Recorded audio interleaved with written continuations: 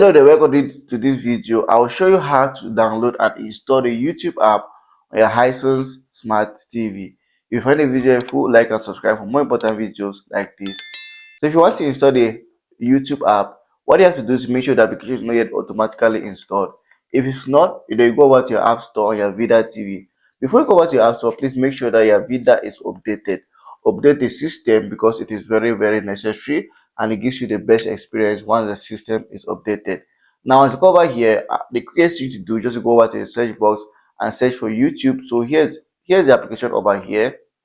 YouTube is what I'm looking for. I'll just click on it once and it's going to bring me to the application, and I'll bring to app information. Then from there we can go ahead and install the application as easy as that. So here's it here. Click install and the application is going to install to our Hisense Vida TV. So what you do, just to choose where you want the position application, and I want it here, and then we are good to go. And that's how to install YouTube to Hisense Vida TV.